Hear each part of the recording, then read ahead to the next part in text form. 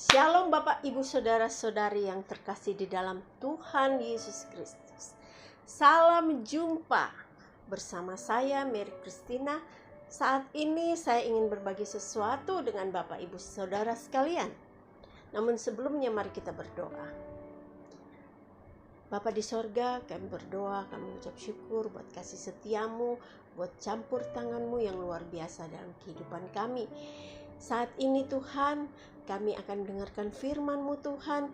Biarlah firman Tuhan ini boleh menjadi rema di dalam kehidupan kami. Terima kasih Bapa, terima kasih Tuhan Yesus. Haleluya. Amin.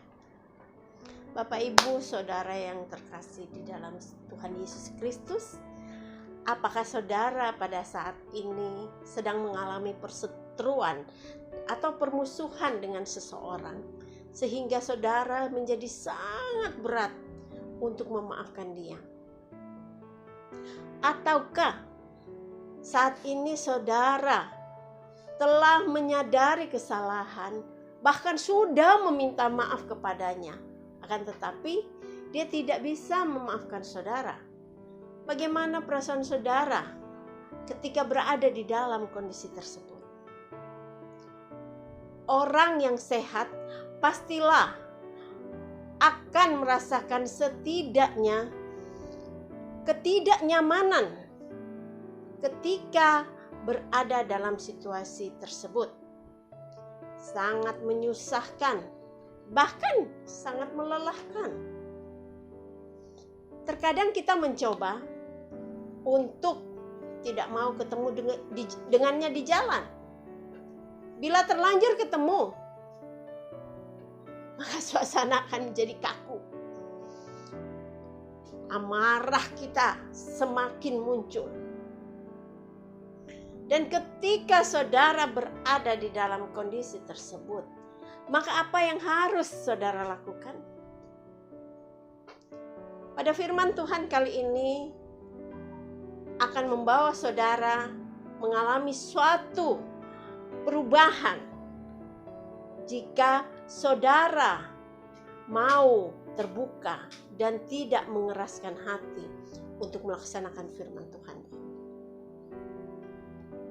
Mari kita buka bersama firman Tuhan yang terambil di dalam kitab Matius yang ayat pasalnya yang ke-18, ayat yang ke-21 hingga ayatnya yang ke-35. Mari kita baca sama-sama. Umpamaan tentang pengampunan. Kemudian datanglah Petrus dan berkata kepada Yesus, "Tuhan, sampai berapa kali aku harus mengampuni saudaraku jika ia berbuat dosa terhadap aku? Sampai 7 kali?" Ayat yang ke-22. Yesus berkata kepadanya, "Bukan, aku berkata kepadamu, bukan sampai 7 kali, melainkan sampai 70 kali 7 kali." Ayat 23. "Sebab hal kerajaan sorga seumpama seorang raja yang hendak mengadakan perhitungan dengan hamba-hambanya. Setelah ia mulai mengadakan perhitungan itu, dihadapkanlah kepadanya seorang yang berhutang 10.000 talenta." 25. "Tetapi karena orang itu tidak mampu melunaskan hutangnya, raja itu memerintahkan supaya ia dijual, beserta anak, istrinya, dan segala miliknya untuk pembayar hutangnya." 26. "Maka sujudlah hamba itu menyembah dia, katanya, 'Sabarlah dahulu, segala hutangku akan kulunaskan.' Lalu tergeraklah hati raja itu oleh belas kasihan akan hamba itu, sehingga ia membebaskan dan menghapuskan hutangnya." 28. "Tetapi ketika hamba itu keluar, ia bertemu dengan seorang hamba lain yang berhutang 100 dinar kepadanya. Ia menangkap dan mencekik kawannya itu. Katanya, bayar hutangmu. 29. Maka sujudlah kawannya itu dan memohon kepadanya. Sabarlah dahulu, hutangku itu akan kulunaskan. Tetapi ia menolak dan menyerahkan kawannya itu ke dalam penjara sampai dilunaskannya hutangnya. Ayat yang ke-31. Melihat itu, kawan-kawannya yang lain sangat sedih, lalu menyampaikan segala yang terjadi kepada tuan mereka. Ayat yang ke-32, raja itu menyuruh memanggil orang itu dan berkata kepadanya, "Hai hamba yang jahat, seluruh hutangmu telah kuhapuskan karena engkau memohonkannya kepadaku." 33.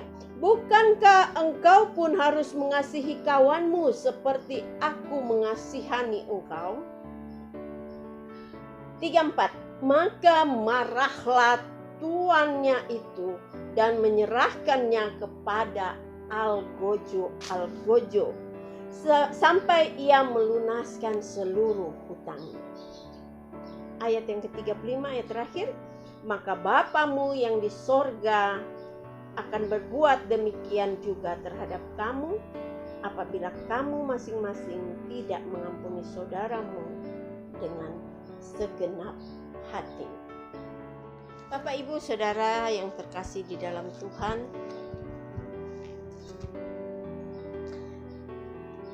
kali ini kita akan membahas beberapa poin. Ada 3 poin yang akan kita bahas. Poin yang pertama adalah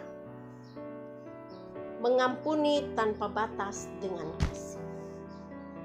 Bapak, Ibu, Saudara yang terkasih dalam Tuhan Yesus, ketika Petrus datang kepada Yesus menanyakan tentang batasan kita,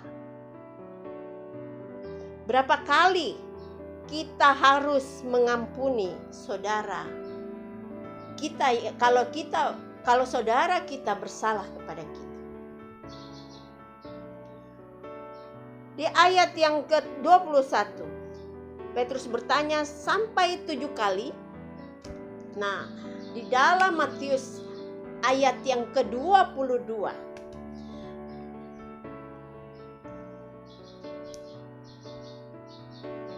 Matius 18 ayat yang ke-22, Yesus berkata kepadanya, "Bukan,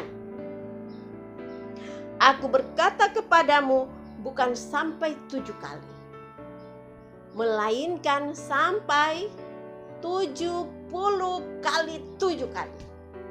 Yang artinya, Bapak Ibu, artinya itu tidak ada batasnya.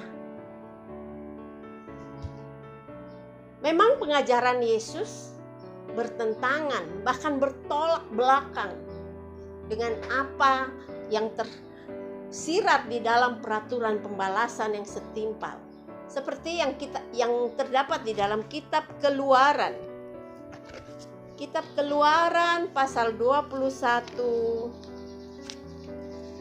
ayatnya yang ke-23 dan ayatnya yang ke-24. Keluaran pasal 21 ayat 23 dan ayat 24. Demikian bunyi firman Tuhan.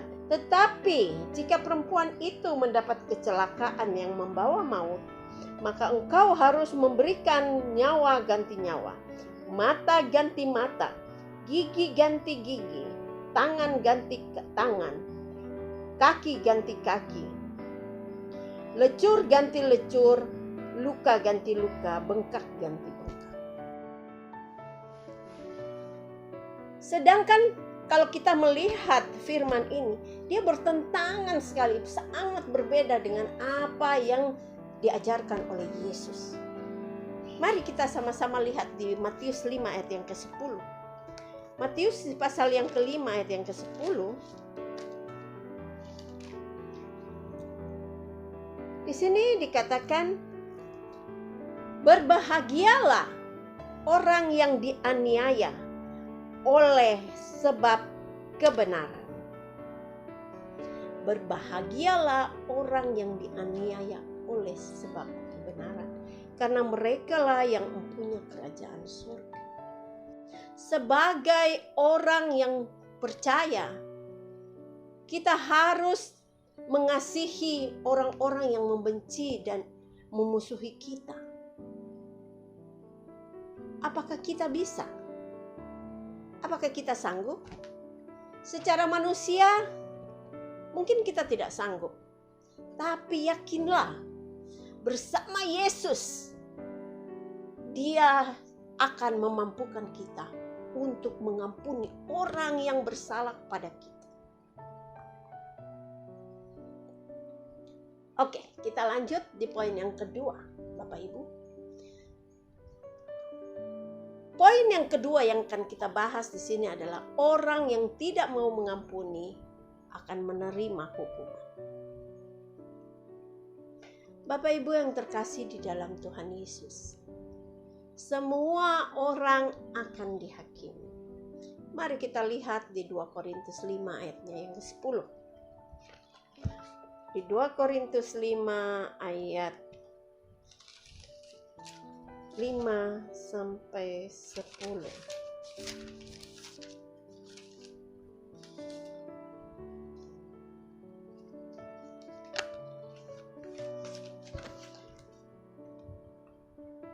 Sebab kita semua harus menghadap tahta pengadilan Kristus, supaya setiap orang memperoleh apa yang patut diterimanya, sesuai dengan yang dilakukannya dalam hidupnya ini, baik maupun jahat. Setiap orang yang telah percaya dan menerima Yesus, maka dosanya akan diampuni, sebesar apapun dosanya. Di sini kita lihat digambarkan dengan hamba yang memiliki hutang 10.000 talenta. Mari kita lihat ayatnya. Di dalam Matius 18 yang tadi kita sudah baca, ayatnya yang ke-24. Setelah ia mulai mengadakan perhitungan itu, dihadapkanlah kepadanya seorang yang berhutang 10.000 talenta. Jika 1 talenta itu sama dengan 6.000 dinar, maka 10.000 talenta itu kita kalikan dengan 6.000 dinar. Nah, jadinya 60 juta dinar. Jika upah seseorang hamba itu 1 dinar sehari, jadi untuk melunaskan utang sebanyak 60 juta dinar itu, maka seorang hamba harus bekerja selama 60 juta hari kerja. Jika 1 tahun Yahudi itu 360 hari, kita kurangkan dengan hari Minggu, hari di mana tidak bekerja itu 52 hari, kita akan mendapatkan nilai angka 308. Nah, kalau kita bagikan 60 juta hari kerja dibagi dengan 308 hari, maka kita akan mendapatkan nilai 194.805 tahun kerja. Apakah artinya ini?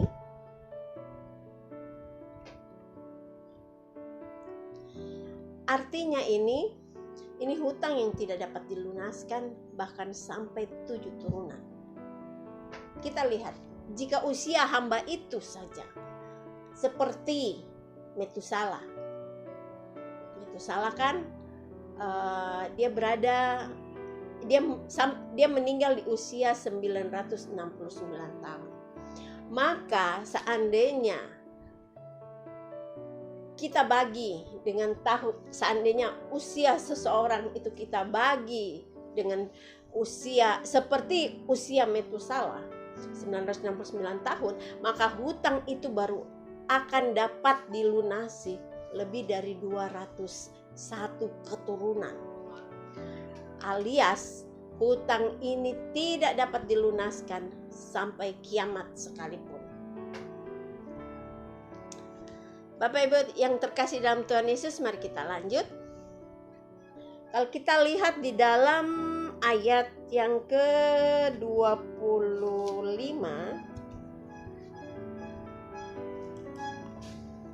ayat ke-25 di sini berbunyi demikian. Tetapi karena orang itu tidak mampu melunaskan hutangnya, raja itu memerintahkan supaya ia dijual beserta anak, istrinya, dan segala miliknya untuk pembayar hutangnya. Ayat yang ke-26. Maka sujudlah hamba itu menyembah dia, katanya, sabarlah dahulu, segala hutangku akan kulunaskan. Lalu tergeraklah hati raja itu oleh belas kasihan akan hamba itu, sehingga ia membebaskan dan menghapuskan hutangnya. Bapak Ibu yang terkasih dalam Tuhan Yesus Kristus, pengorbanan darah Yesus untuk menghapuskan dosa saudara dan saya dari dahulu, sekarang, bahkan yang akan datang. Tapi ingat Bapak Ibu, bukan berarti kita terus-menerus bisa hidup bebas sesuka hati kita.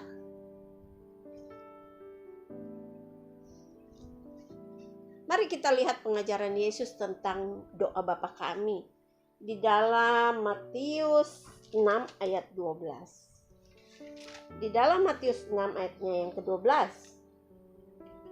Dan ampunilah kami akan kesalahan kami, seperti kami juga mengampuni orang yang bersalah kepada kami. Di sini dituntut bahwa kalau kita minta ampun, kita pun harus mengampuni orang yang bersalah sama kita.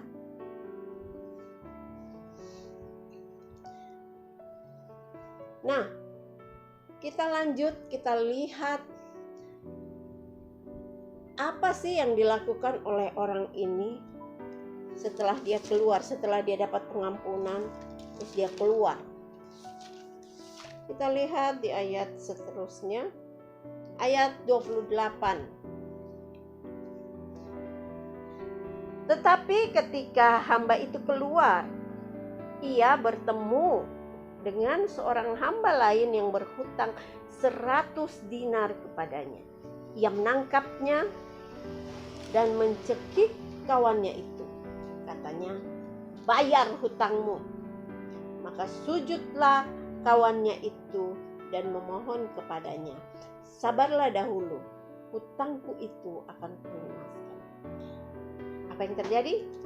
Tetapi ia menolak dan menyerahkan kawannya itu ke dalam penjara sampai ia melunaskan hutangnya. Kita lihat di ayat 31 selanjutnya.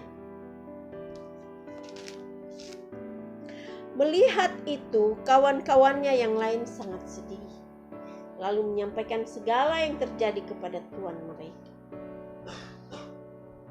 Raja itu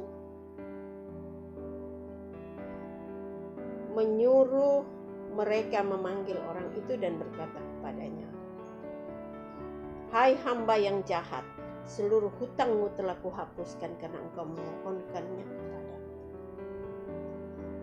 Bapak Ibu Saudara yang terkasih, kita lanjut ke poin yang ketiga.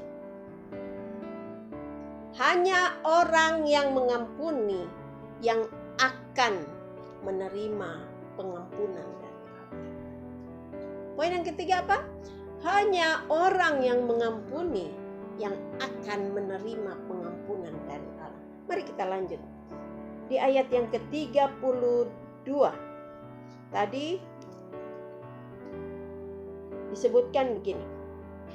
Raja itu menyuruh mereka memanggil orang itu dan berkata kepadanya, hai hamba yang jahat, seluruh hutangmu telah kuhapuskan karena engkau memohonkannya kepadaku. Bukankah engkau pun harus mengasihani kawanmu itu, seperti aku telah mengasihani engkau? Maka marahlah tuannya dan menyerahkannya kepada algojo sampai ia melunaskan seluruh hutang-hutangnya. Bapak Ibu yang terkasih, di sini kita lihat bagaimana raja itu marah kepada hamba yang tidak mau mengampuni temannya yang punya utang lebih sedikit daripada apa yang dia berhutang kepada raja itu. Tapi dia tidak mau mengampuni. Di sini kita lihat bagaimana Tuhan pun menuntut kita. Kalau kita minta ampun sama Tuhan, Tuhan mau kita pun mengampuni orang yang bersalah kepada kita, mengampuni orang yang menyakiti hati kita, mengampuni orang yang melukai hati kita.